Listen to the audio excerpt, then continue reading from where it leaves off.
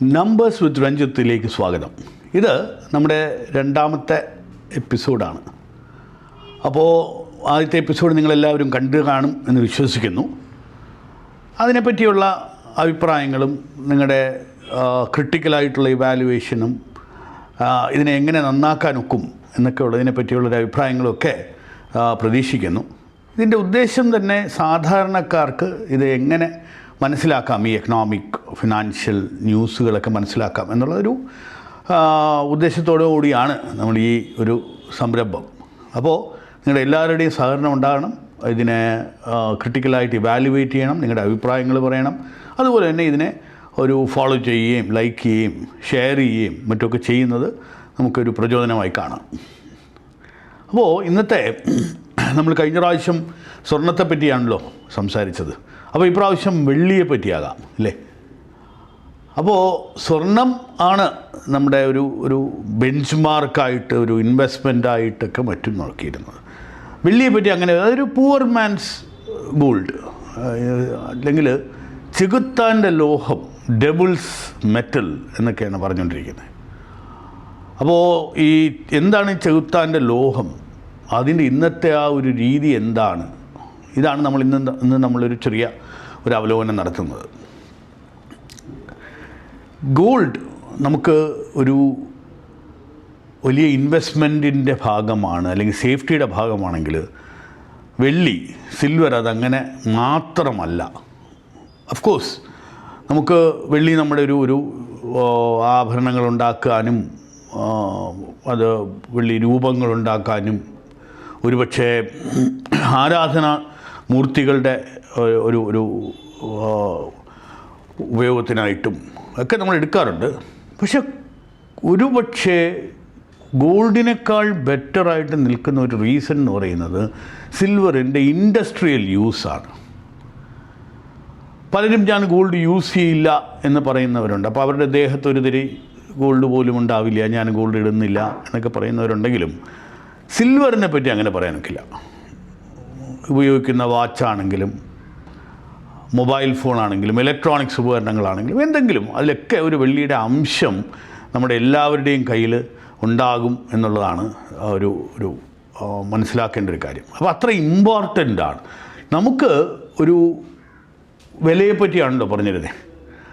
അപ്പോൾ ഒരു കമ്പാരിസൺ നോക്കുകയാണെങ്കിൽ ഇത് കഴിഞ്ഞ ഒരു 6 മാസം കൊണ്ട് ഈ വില വ്യതിയാനങ്ങൾ എന്തുണ്ടായി. ഇത് നമുക്കറിയാം, കഴിഞ്ഞ പ്രാവശ്യം നമ്മൾ ഒരു 6 മാസത്തിനകത്ത് 24% ഗോൾഡിൻ്റെ റിട്ടേൺ അല്ലെങ്കിൽ ഗോൾഡിൻ്റെ വില വർധന ഉണ്ടായെങ്കിൽ അത് സിൽവർ 65.81%. അപ്പോൾ ഗോൾഡിൽ ഇൻവെസ്റ്റ് ചെയ്തതാണോ സിൽവറിൽ ഇൻവെസ്റ്റ് ചെയ്തിരുന്നതാണോ ബെറ്റർ എന്നൊക്കെയുള്ളൊരു കമ്പാരിസൺ വരുത്താൻ വരട്ടെ. എന്നാൽ കഴിഞ്ഞ ഒരു 2 മാസത്തെ നോക്കുകയാണെങ്കിൽ ഒരു 25% ഗോൾഡ് കൂടിയെങ്കിൽ 41% ആക്ച്വലി സിൽവറിൻ്റെ വില കയറ്റമുണ്ടായത്. ഒരു മാസത്തെ നോക്കുകയാണെങ്കിൽ 12.5% കൂടിയെങ്കിൽ സിൽവർ 22.5% കൂടിയത്. അപ്പോൾ അങ്ങനെ ലാസ്റ്റ് ഒരു 20 ഇയേഴ്സ് നമുക്ക് നോക്കുകയാണെങ്കിൽ, 20 വർഷത്തെ ഒരു വ്യതിയാനം നോക്കുകയാണെങ്കിൽ അത് ഗോൾഡ് ഒരു 1634% ഇൻക്രീസ് ചെയ്തെങ്കിൽ സിൽവർ അത് 1217% കൂടിയിട്ടുള്ളൂ. അപ്പോൾ അവിടെ ഗോൾഡാണ് വിന്നർ. അതേസമയം നിഫ്റ്റി ഒരു ഇൻഡെക്സ് നോക്കുകയാണെങ്കിൽ ഒരു 1500. അപ്പോൾ ഇതിന് രണ്ടിനും ഇടയിലാണ് ഒരു 20 വർഷത്തെ റിട്ടേൺ നമ്മൾ കമ്പയർ ചെയ്യുന്നത്. അപ്പോൾ എന്തുകൊണ്ടാണ് ഇന്ന് സിൽവർ ഒരു ഗോൾഡിനെ കവച്ച് വയ്ക്കുന്ന ഒരു വിലവർദ്ധനവ് നടന്നത് എന്നുള്ളതിനെ പറ്റി നമുക്ക് നോക്കാം. അത് ആദ്യം പറഞ്ഞ പോലെ ഒരു സപ്ലൈ ആൻഡ് ഡിമാൻഡിൻ്റെ ഇഷ്യൂ ആണ്. സപ്ലൈ എന്ന് പറയുന്നത് നമുക്ക് ഒരു ആവറേജ് സിൽവറിൻ്റെ ഗ്ലോബൽ പ്രൊഡക്ഷൻ 2024 ഏതാണ്ട് 25,000 ടൺ ആയിരുന്നു എങ്കിൽ അതിൻ്റെ ഡിമാൻഡ്, പ്രൊജക്റ്റഡ് ഡിമാൻഡ് ഇൻ 2025 35,000 ടണ്ണാണ്. അപ്പോൾ പ്രൊഡക്ഷനേക്കാൾ കൂടുതൽ ഡിമാൻഡുള്ള ഒരു മെറ്റലാണ് സിൽവർ. അതിന് ഈ ഡിമാൻഡ് ഫോർകാസ്റ്റ് പറഞ്ഞപ്പോൾ ഇൻഡസ്ട്രിയൽ യൂസ് തന്നെ ഏതാണ്ട് 12,190 ടണ്ണാണ് ഒരു ഇൻഡസ്ട്രിയൽ യൂസിന്, സോളാർ എനർജിക്ക് വേണ്ടി യൂസ് ചെയ്യുന്ന ഏതാണ്ട് 8470 ടണ്ണിൻ്റെ ആവശ്യമുണ്ടെന്നാണ്. ഫിസിക്കൽ ഇൻവെസ്റ്റ്മെൻറ്റ്, ഇപ്പോൾ നമ്മളൊരു സിൽവറായിട്ട് അല്ലെങ്കിൽ കോയിൻസായിട്ട് അല്ലെങ്കിൽ ആഭരണമായിട്ട് അങ്ങനെ ഒരു ഫിസിക്കൽ ഇൻവെസ്റ്റ്മെൻറ്റായിട്ട് 5950 ടണ്ണും, ജുവലറി സിൽവർ വെയർ പാത്രങ്ങൾ മറ്റൊക്കെ 5812 ടണ്ണും. ETF ഇപ്പോൾ നമുക്കറിയാം ഗോൾഡിൻ്റെ നമ്മൾ പറഞ്ഞു, നമ്മൾ ETF എക്സ്ചേഞ്ച് ട്രേഡഡ് ഫണ്ട്സ് ആയിരിക്കുന്നു. പക്ഷേ അതിന് തുല്യമായിട്ടുള്ള മെറ്റൽ അവരുടെ കയ്യിൽ വേണം. അങ്ങനെ ETF ഏതാണ്ട് 3000 ടണ്ണും, ഫോട്ടോഗ്രാഫിയിൽ തന്നെ ഏതാണ്ട് 708 ടൺ ആവശ്യമുണ്ട് എന്നാണ് പറയുന്നത്. ഇങ്ങനെയാണെങ്കിൽ 35,000 ടൺ ഇവിടെ എന്തിനാണ് ആവശ്യം എന്ന് പറയുന്നത്. ഭാരതത്തിൻ്റെ മാത്രം ഒരു കൺസംഷൻ എന്ന് പറയുന്നത് ഏതാണ്ട് 8000 ടണ്ണോളമാണ് സിൽവറിൻ്റെ ഒരു കൺസംഷൻ. അത് പ്രൊഡക്ഷൻ എനിക്ക് തോന്നുന്നു ഹിന്ദുസ്ഥാൻ സിങ്ക്, വേദാന്തയുടെയൊക്കെ അതിൻ്റെ 750 ടണ്ണാണ് ഉണ്ടാക്കുന്നത്. ഏതാണ്ട് 10% താഴെയേ ഉള്ളൂ നമ്മൾ ഇവിടെ ലോക്കലി പ്രൊഡ്യൂസ് ചെയ്യുന്നു. അപ്പോൾ ഒരു സെൻട്രൽ ബാങ്ക്, റഷ്യയുടെയൊക്കെ സെൻട്രൽ ബാങ്ക് ഏതാണ്ട് $545 മില്യൺ തുല്യമായ ഒരു ഇൻവെസ്റ്റ്മെൻറ്റാണ് ഒരു സിൽവർ പർച്ചേസിന് വേണ്ടി മാറ്റി വച്ചിരിക്കുന്നത്. അതുപോലെ തന്നെ സൗദി ഗവൺമെൻറ്റും സിൽവറിലേക്ക് ഇത് ചെയ്യുന്നുണ്ട്.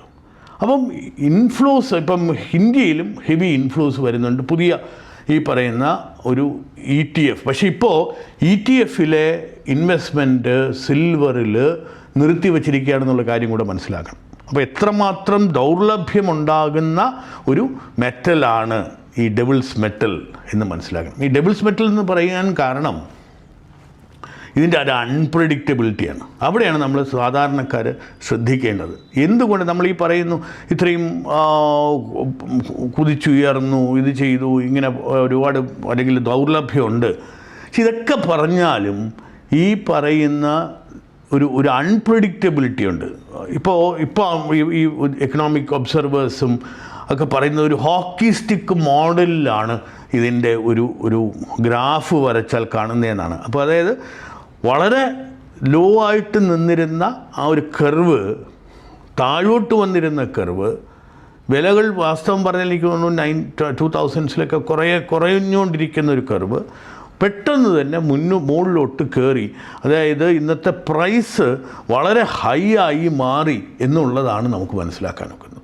ഇതിൻ്റെ പുതിയ ഇപ്പോൾ സോളാർ പവറിൽ നമ്മൾ വളരെ ശക്തമായിട്ടുള്ള ഒരു മുന്നേറ്റം പറയുന്നുണ്ട്. ഹർ ഘർ സൂര്യ സോളാർ എനർജിയുടെ ഒരു പ്രോഗ്രാം പറയുന്നുണ്ട്. അതുപോലെ തന്നെ ഇലക്ട്രിക് വെഹിക്കിൾസ് EVസിൻ്റെ സിഗ്നിഫിക്കൻ്റ് ആയിട്ടുള്ള സിൽവർ യൂസേജ് വരുന്നുണ്ട്. 5G ടെക്നോളജി റോൾ ഔട്ട് ചെയ്യുമ്പോഴത്തേക്ക് കാര്യമായിട്ടുള്ള ഇതുണ്ട്. അപ്പം നാച്ചുറലി സിൽവറിൻ്റെ ലഭ്യതക്കുറവും അതുപോലെ തന്നെ ഇതിൻ്റെ വളരെ ഹൈ ആയിട്ടുള്ള ഡിമാൻഡും ഇൻഡസ്ട്രിയൽ യൂസും, ആ പറയുന്ന ഈ രണ്ട് കാര്യങ്ങൾ ഇതിൻ്റെ വിലയെക്കുറിച്ച് അല്ലെങ്കിൽ വില ഇൻക്രീസിന് വലിയ നാച്ചുറലി ബാക്കി ഇത് രണ്ടും ട്രാവൽ ചെയ്യുന്നത് ഒരു സിമിലറാണ്. നമുക്കൊരു പറയുന്നത് പോലെ സ്വർണത്തിൻ്റെ വില കൂടുമ്പോൾ നാച്ചുറലി അതിൻ്റെ കൂടെ ട്രാവൽ ചെയ്യുന്ന ഗോൾഡിൻ്റെ കൂടുമ്പോഴത്തേക്ക് സിൽവറിൻ്റെ ഒരു പ്രൈസും കൂടുന്ന ഒരു സിറ്റുവേഷനുണ്ട്. അപ്പോൾ നമ്മൾ സ്വർണം ശരീരത്തിൽ അണിഞ്ഞില്ലെങ്കിലും നമ്മുടെ കയ്യിലിരിക്കുന്ന ഫോണിലും വാച്ചിലുമെല്ലാം വെള്ളിയുണ്ട്. അതുകൊണ്ടാണ് ഇന്നത്തെ ലോകത്തെ മുന്നോട്ട് നയിക്കുന്ന 3 പ്രധാനപ്പെട്ട ഏരിയാസ് ഞാൻ പറഞ്ഞു. ഇലക്ട്രിക് വാഹനമാകട്ടെ, സോളാർ എനർജി ആകട്ടെ, ഈവൻ ഡിഫൻസ് ടെക്നോളജിയിലാകട്ടെ, ഇതിലെല്ലാം വെള്ളിയുടെ ഒരു ഇൻവോൾവ്മെൻറ്റ്, അതിൻ്റെ ഒരു ഉപയോഗം വളരെ ശക്തമായിട്ടുണ്ട്. അപ്പം നാച്ചുറലി നമുക്ക് ഇനിയുള്ളത് വെള്ളി നമുക്ക് യൂട്ടിലൈസ് ചെയ്യാമോ, അല്ലെങ്കിൽ ഒരു കുതിപ്പ് കണ്ട് വെള്ളി വാങ്ങാൻ ഓടുന്ന അത് ശരിയാണോ? നമുക്കതാണല്ലോ നമ്മളൊരു ഫൈനലായിട്ട് നോക്കുന്നത്. നമുക്കിതുകൊണ്ട് എന്ത് ഗുണം? അപ്പോൾ ഈ ചെറുത്താൻ്റെ ലോഹം വെറുതെയല്ല, അതിൻ്റെ വിലയുടെ അസ്ഥിരത നമ്മൾ മനസ്സിലാക്കിയാൽ മാത്രമേ നമുക്ക് ഈ സ്വർണത്തിൻ്റെ വിലയേക്കാൾ 2-3 ഇരട്ടി വേഗത്തിൽ വെള്ളിയുടെ വില മാറുന്നത് മനസ്സിലാക്കിക്കൊണ്ട് മാത്രമേ ഇതിനകത്ത് ഇൻവെസ്റ്റ്മെൻറ്റും കാര്യങ്ങളും ചെയ്യാൻ ഒക്കുള്ളൂ. അപ്പോൾ ഒരു സ്പെക്കുലേറ്റീവ് ആയിട്ടുള്ളൊരു ഷെയറിൽ ഇൻവെസ്റ്റ് ചെയ്യുന്നത് പോലെയാണ് വെള്ളിയിൽ ഇൻവെസ്റ്റ് ചെയ്യുന്നത്. പിന്നെ അതിൻ്റെ മാർക്കറ്റ് എന്ന് പറയുന്നത് ചെറുതാണ്. ഈ പെട്ടെന്ന് നമ്മൾ സ്വർണം മോണിറ്റൈസ് ചെയ്യുന്നത് പോലെ ഒരുപക്ഷെ വെള്ളി മോണിറ്റൈസ് ചെയ്യാനും നമുക്ക് ബുദ്ധിമുട്ടുണ്ടാകും. നമ്മുടെ ഒരു ഒരു വെള്ളി ആഭരണം ഉണ്ടെന്നെങ്കിലോ അല്ലെങ്കിൽ വെള്ളിയുടെ ബ്ലോക്കായിട്ട് ഇൻഗോട്ടായിട്ടൊക്കെ ഇരിക്കുന്നെങ്കിലോ ഇത് വിറ്റ് പോകാനും മറ്റുമൊക്കെ ബുദ്ധിമുട്ടാകും. സ്വർണത്തിൻ്റെ അത്ര ഈസി ആയിരിക്കുന്നില്ല. പെട്ടെന്ന് ഉള്ളൊരു ലാഭം പ്രതീക്ഷിക്കാതെ ദീർഘകാല നിക്ഷേപമായിട്ട് വെള്ളിയെ കാണുന്നതായിരിക്കും ഒരുപക്ഷെ നല്ലത്. കാരണം ഇതിൻ്റെ ലഭ്യതയും ഇതിൻ്റെ ഇൻഡസ്ട്രിയൽ യൂസും കൺസിഡർ ചെയ്തുകൊണ്ട് ഒരു ലോങ് ടേം ഇൻവെസ്റ്റ്മെൻ്റ് ആയിട്ട് ഒരുപക്ഷെ ഒരു നല്ല, പക്ഷേ ഇതൊരു ഇൻവെസ്റ്റ്മെൻറ്റ് അഡ്വൈസറി അല്ല. ഇത് ഓരോരുത്തരും അവരവരുടേതായ വെൽത്ത് മാനേജ്മെൻറ്റും മറ്റുമൊക്കെ പഠിച്ചിട്ട് ചെയ്യണം. ഒരു അഡ്വൈസായിട്ട് നിങ്ങളിത് കണക്കാക്കരുത്. പക്ഷേ വളരെ വലിയ ശ്രദ്ധ ഇതിനകത്ത് വേണം. അപ്പോൾ ഇതൊരു വെറുമൊരു ആഭരണ ലോഹം മാത്രമല്ല വെള്ളി എന്ന് പറയുന്നത്.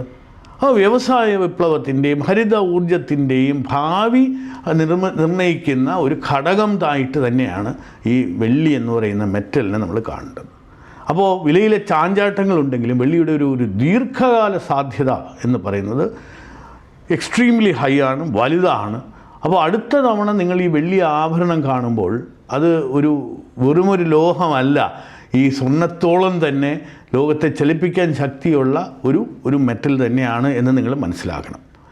അപ്പോൾ നമ്മൾ സ്വർണത്തിനെ പോലെ തന്നെ കാണേണ്ട ഒരു ലോഹമാണെന്ന് മനസ്സിലാക്കി ഇന്നത്തെ ഒരു ജിയോ പൊളിറ്റിക്കൽ ഇഷ്യൂവിൽ, ഇന്നത്തെ ഒരു കാലഘട്ടത്തിൽ നമുക്ക് ട്രംപിൻ്റെ ടാരിഫിൻ്റെ സമയമാകട്ടെ, അല്ലെങ്കിൽ ഭാരതം ഇന്ന് ആത്മനിർഭർ ഭാരതമാകുന്ന സമയമാകട്ടെ, ഇൻഡസ്ട്രിയൽ ഡെവലപ്മെൻറ്റ് ഒരു ആക്കം കൂടുന്ന ഒരു സമയമാകട്ടെ, വെള്ളിയുടെ റെലവൻസ് വളരെ ഇമ്പോർട്ടൻ്റ് ആണ്.